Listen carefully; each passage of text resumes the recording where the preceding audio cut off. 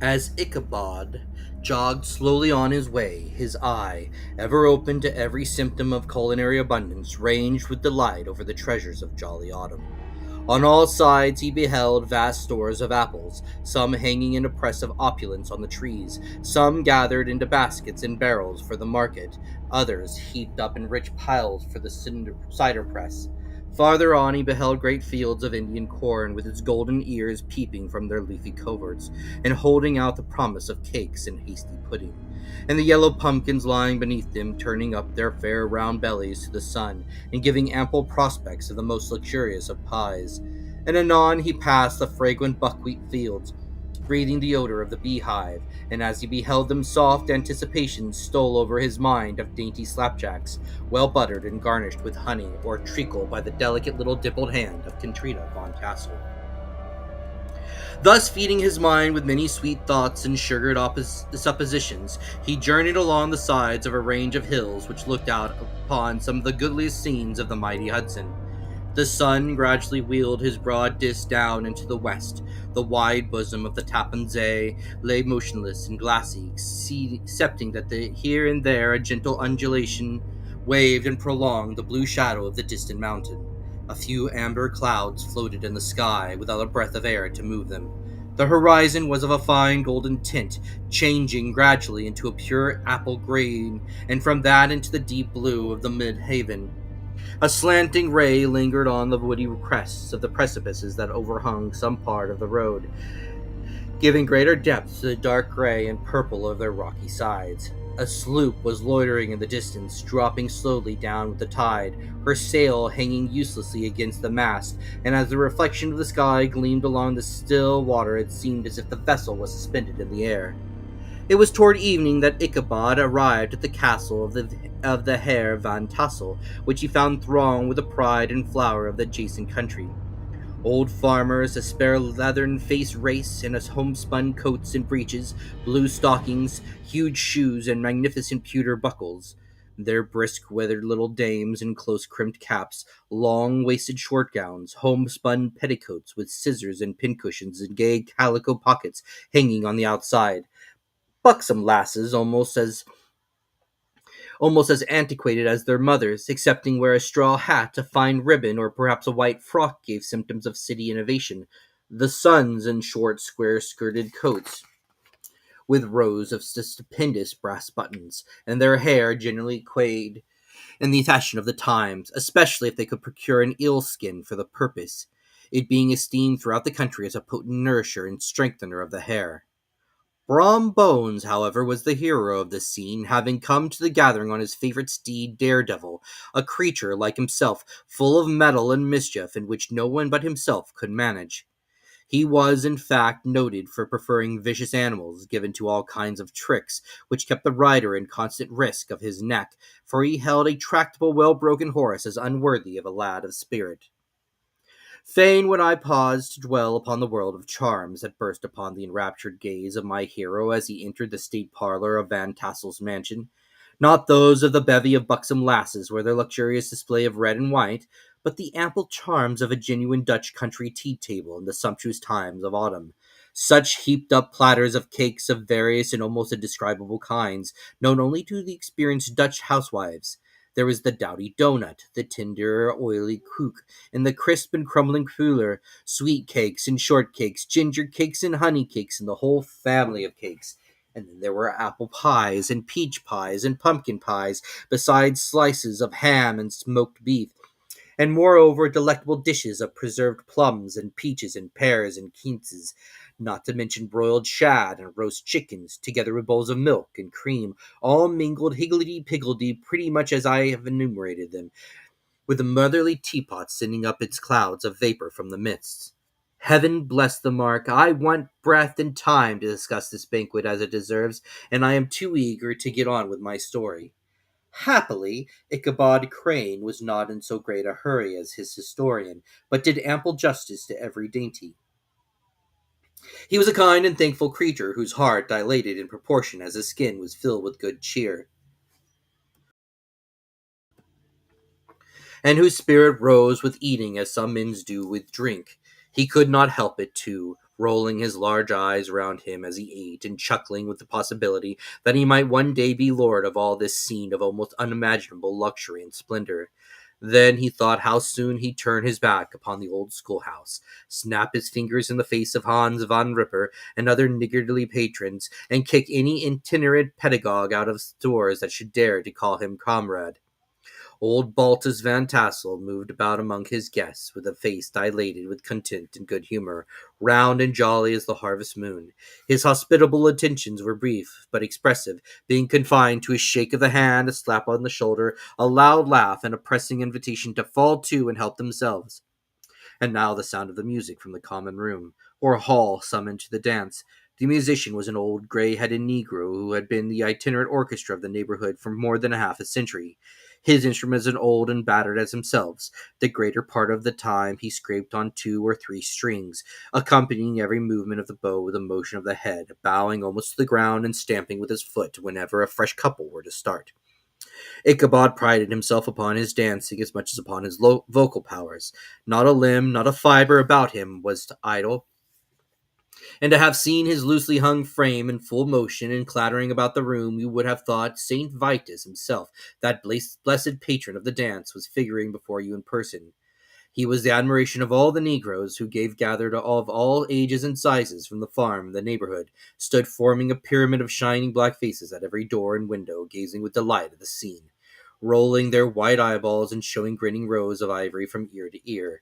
How could the flogger of urchins be otherwise than animated and joyous? The lady of his heart was his partner in the dance, and smiling graciously in reply to all his amorous oglings, while Brom Bones, sorely smitten with love and jealousy, sat brooding by himself in one corner.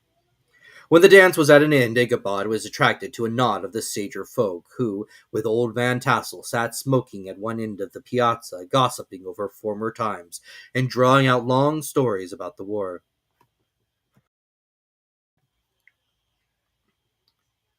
The neighborhood, at the time of which I am speaking, was one of those highly favorable places which abound with chronicle and great men. The British and American lines had run near it during the war. It had therefore been the scene of marauding and infested with refugees, cowboys, and all kinds of border chivalry. Just sufficient time had elapsed to enable each storyteller to dress up his tale with a little becoming fiction, and the indistinctness of his recollection to make himself the hero of every exploit. There is a story of Duffu Martling, a large blue-bearded Dutchman who had nearly taken a British frigate with an old iron 9-pounder from a mud breastwork, only that his gun burst at the sixth discharge. And there was an old gentleman who shall be nameless, being too rich a miner to be lightly mentioned, who in the battle of White Plains, being an excellent master of defense, parried a musket ball with a small sword, insomuch that he absolutely felt it whiz round the blade and glance off at the hilt, and proof of which he was ready at any time to show the sword with the hilt a little bent. There were several more that had been equally great in the field, not one of whom but was persuaded that he had a considerable hand in bringing the war to a happy termination. But all these were nothing to the tales of ghosts and apparitions that succeeded. The neighborhood is rich in legendary treasures of the kind. Local tales and superstitions thrive best in these sheltered, long-settled retreats, but are trampled underfoot by the shifting throng that forms the population of most of our country places. Besides, there's no encouragement for ghosts in most of our villages, for they have scarcely had time to finish their first nap and turn themselves in their graves before their surviving friends have traveled away from the neighborhood, so that when they turn out at night to walk their rounds, they have no acquaintance left to call upon. This is perhaps the reason why we so seldom hear of ghosts except in our long-established Dutch communities. The immediate causes, however, of the prevalence of supernatural stories in these parts was doubtless owing to the vicinity of Sleepy Hollow. There was a contagion in the very air that blew from that haunted region. It breathed forth an atmosphere of dreams and fancies infecting all the land. Several of the Sleepy Hollow people were present at Van Tassel's, and as usual were doling out their wild and wonderful legends. Many dismal tales were told about funeral trains and mourning cries and wailings heard and seen about the great tree where the unfortunate Major Andre was taken, and which stood in the neighborhood. Some mention was made also of the woman in white that haunted the dark glen at Raven Rock, and was often heard to shriek on winter nights before a storm, having perished there in the snow. The chief part of the story is, however, turned upon the favorite spectre of Sleepy Hollow, the Headless Horseman, who had been heard several times of late patrolling the country, and who is said tethered his horse nightly among the graves in the churchyard. The sequestered situation of this church seems always to have made it a favorite haunt of troubled spirits. It stands on a knoll surrounded by locust trees and lofty elms, from among which its decent whitewashed walls shine modestly forth, like Christian purity beaming through the shades of retirement. A gentle slope descends from it to a silver sheet of water bordered by high trees, between which peeps may be caught at the blue hills of the Hudson, to look upon its grown yard where the sunbeams seem to sleep so quietly. One would think that there at least the dead might rest in peace. On one side of the church extends a wide woody dell, along with raves a large brook among broken rocks and trunks of fallen trees. Over a deep black part of the stream, not far from the church, was formerly thrown a wooden bridge. The road that led to it and the bridge itself were thickly shaded by overhanging trees, which cast a gloom about it even in the daytime, but occasioned a fearful darkness at night. Such was one of the favorite haunts of the Headless Horseman, and the place where he was most frequently encountered. The tale was told of old Brower, a most heretical disbeliever in ghosts, how he met the horseman returning from his foray into Sleepy Hollow, and was obliged to get up behind him, how they galloped over bush and brake, over hill and swamp, until they reached the bridge, when the horseman suddenly turned into a skeleton, threw old Brower into the brook, and sprang away over the treetops with a clap of thunder. The story was immediately matched by a thrice marvelous adventure of Brom Bones, who made light of the galloping Hessian as an errant jockey. He affirmed that on returning one night from the neighboring village of Sing Sing, he had been overtaken by this midnight trooper, that he had offered to race with him for a bowl of punch, and should have won it too, for Daredevil beat the goblin horse all hollow, but just as they came to the church brig, the Hessian bolted and vanished in a flash of fire. All these tales told in that drowsy undertone with which men talk in the dark. The countenances of the listeners only now and then receive a casual gleam from the glare of a pipe, sank deep into the minds of Ichabod. He repaid them in kind with large extracts from his invaluable author, Cotton Mather, and added many marvelous events that had taken place in his native state of Connecticut, and fearful sights which he had seen in his nightly walks about Sleepy Hollow.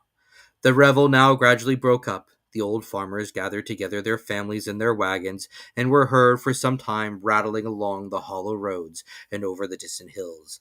Some of the damsels mounted on pillions behind their favorite swains, and their light-hearted laughter, mingling with the clatter of hoofs, echoed along the silent woodlands, sounding fainter and fainter until they gradually died away, and the late scene of noise and frolic was all silent and deserted. Ichabod only lingered behind, according to the custom of country lovers, to have a tete-a-tete with the heiress, fully convinced that he was now on the high road to success. What passed at this interview I will not pretend to say, for in fact I do not know. Something, however, I fear must have gone wrong, for he certainly sallied forth, after no very great interval, with an air of quiet dissolution and chopfallen. Oh, these women! These women! Could that girl have been playing off any of her coquettish tricks? Was her encouragement of the poor pedagogue all a mere sham to secure her conquest of his rival? Heaven only knows, not I. Let it suffice to say, Ichabod stole forth with the air of one who had been sacking a hen-roost, rather than a fair lady's heart. Without looking to the right or left to notice the scene of rural wealth on which he had so often gloated, he went straight to the stable, and with several hearty cuffs and kicks roused his steed most uncourteously from the comfortable quarters in which he was soundly sleeping, dreaming of mountains of corn and oats and whole valleys of timothy and clover.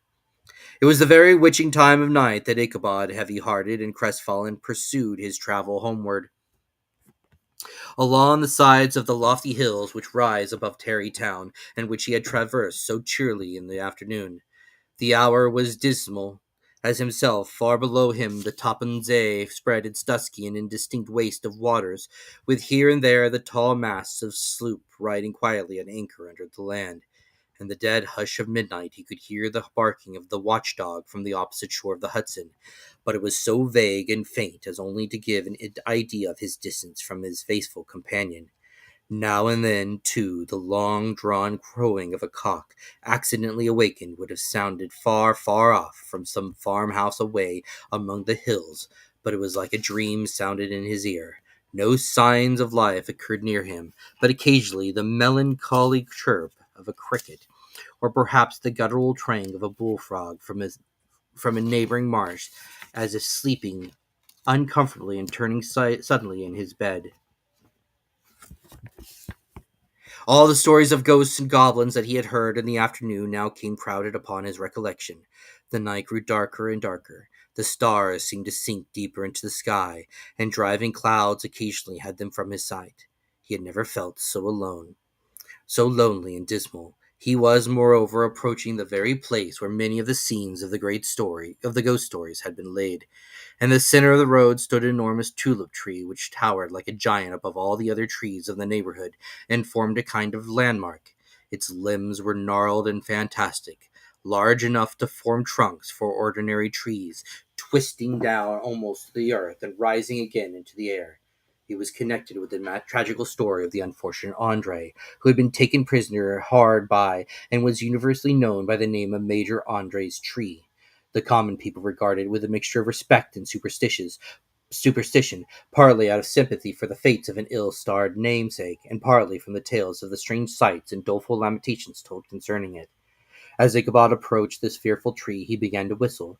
He thought his whistle was answered. It was but a blast sweeping sharply through the dry branches. As he approached a little nearer, he thought he saw something white hanging in the midst of the tree.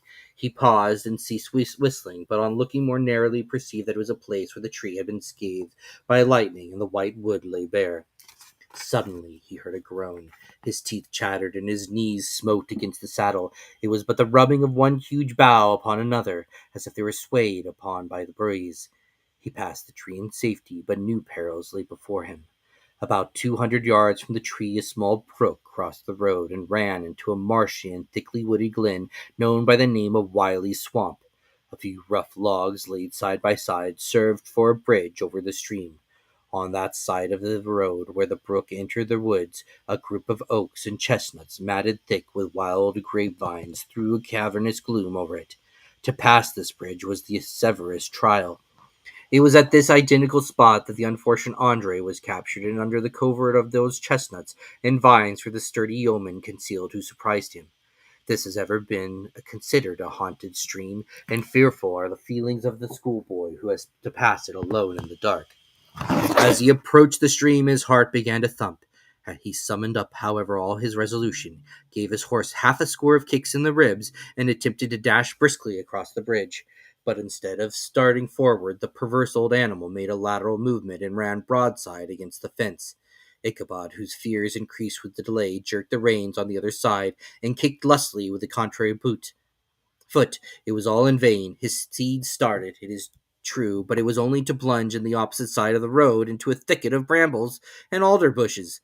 The schoolmaster now bestowed both whip and heel upon the starveling ribs of old Gunpowder, who dashed forward, snuffing and snorting, but came to stand just by the bridge, with a suddenness that nearly sent his rider sprawling over his head. Just at this moment, a splashy tramp by the side of the bridge caught the sensitive ear of Ichabod. In the dark shadow of the grove on the margin of the brook, he beheld something huge, misshapen, black, and towering. It stirred not, but seemed gathered up in the gloom like some gigantic monster ready to spring upon the traveler. The hair of the affrighted pedagogue rose upon his head with terror. What was to be done?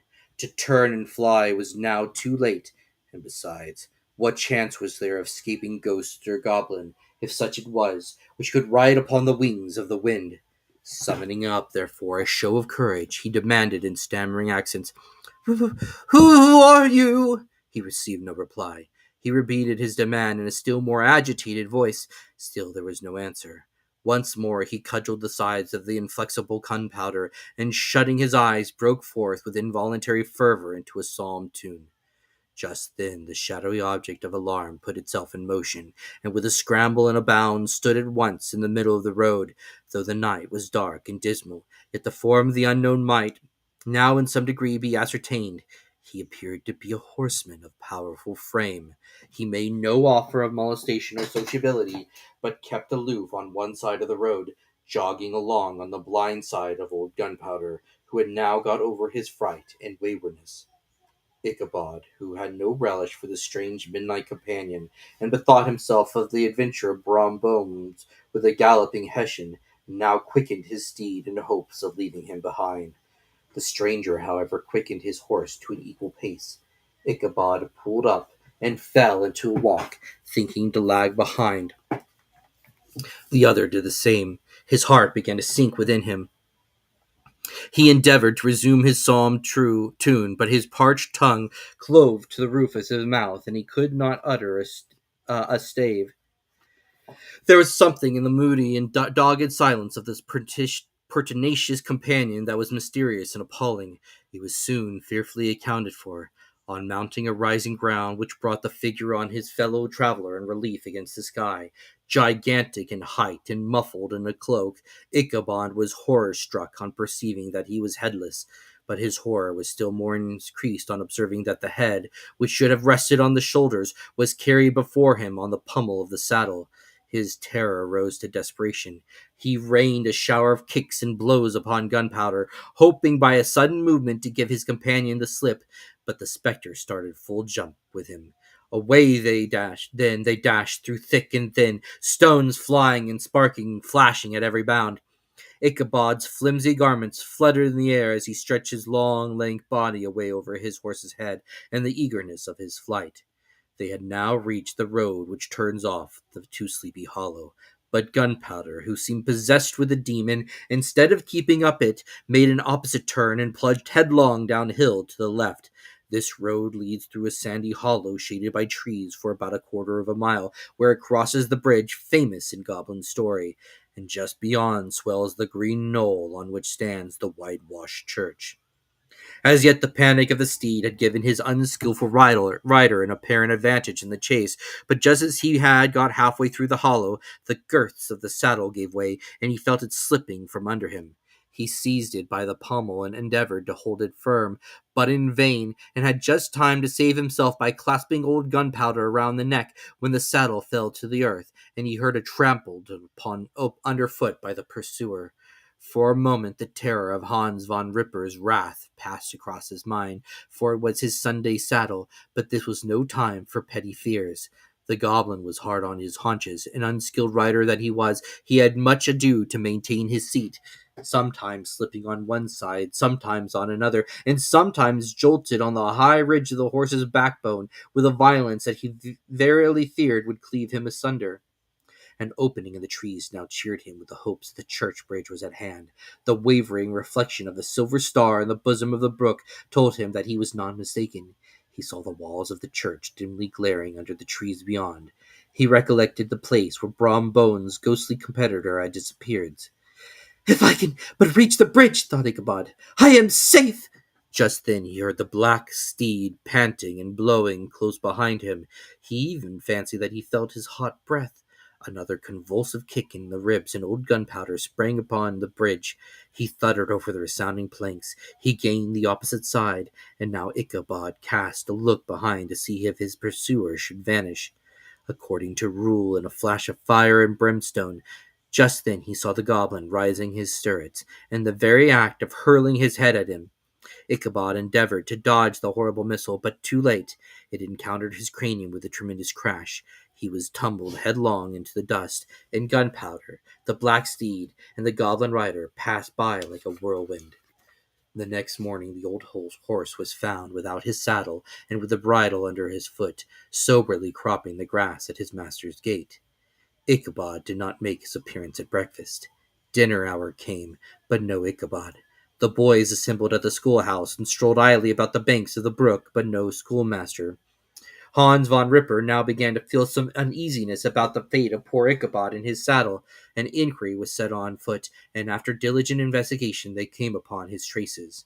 In one part of the road leading to the church was found the saddle, trampled in the dirt, tracks of horse hoofs deeply dented in the road, and evidently at furious speed, were traced to the brook, where the water ran deep and black, and was found the hat of the unfortunate Ichabod, and close behind it is a spattered pumpkin. The brook was searched, but the body of the schoolmaster was not to be discovered. Hans von Ripper, as executor of his estate, examined the bundle which contained all his worldly effects. They consisted of 2 shirts and a half, two stocks for the neck, a pair or two of worsted stockings, an old pair of corduroy smart clothes, a rusty razor, a book of psalm tunes full of dog ears, and a broken pitch pipe. As to the books and furnishings of the schoolhouse, they belonged to the community, except Cotton Mather's History of Witchcraft, a New England Almanac, and a book of dreams and fortune-telling, in which last was a sheet of foolscap, much scribbled and blotted in several fruitless attempts to make a copy of verses in honor of the heiress of Van Tassel. These magic books and the poetic scrawl were forthwith consigned to the flames by Hans von Ripper, who from that time forward determined to send his children no more to school, observing that he never knew any good come of this same reading and writing. Whatever money the schoolmaster possessed, and he had received his quarter's pay but a day or two before, he must have had about his person at the time of his disappearance. The mysterious event caused much speculation at the church of the following Sunday. Knots of gazers and gossipers were collected in the churchyard and at the bridge, and at the spot where the hat and pumpkin had been found. The stories of Brower, of Bones, and of a whole budget of others were called to mind, and when they had diligently considered them all, and compared them with the symptoms of the present case, they shook their heads and came to the conclusion that Ichabod had been carried off by the galloping Hessian. As he was a bachelor and in nobody's debt, nobody troubled his head any more about him. The school was removed to a different quarter of the hollow, and another pedagogue reigned in his stead. It is true an old farmer who had been down to New York on a visit several years after, and from whom this account of the ghostly adventure was received, brought home the intelligence that Ichabod Crane was still alive, that he had left the neighborhood partly through fear of the goblin and Hans von Ripper, and partly in mortification at having been suddenly dismissed by the heiress, that he changed his quarters to a distant part of the country, had kept school and studied law at the same time, and had been admitted to the bar, turned politician, electioneered, written for the newspapers, and finally had been made a justice of the £10 court. Brom Bones, too, who shortly after his rival's disappearance conducted the blooming Katrina in triumph to the altar, was observed to look exceedingly knowing whenever the story of Ichabod was related, and always burst into a hearty laugh at the mention of the pumpkin, which led some to suspect that he knew more about the matter than he chose to tell. The old country wives, however, who are at the best judges of these matters, maintain to this day that Ichabod was spirited away by supernatural means. And it is a favorite story often told about the neighborhood round the intervening fire. The bridge became more than ever an object of superstitious awe, and that may be the reason why the road has been altered of late years, so as to approach the church by the border of the mill pond. The schoolhouse, being deserted, soon fell to decay, and was reported to be haunted by the ghost of the unfortunate pedagogue. And the ploughboy, loitering homeward of a still summer evening, has often fancied his voice at a distance chanting a melancholy psalm, tuned among the tranquil solitudes of Sleepy Hollow.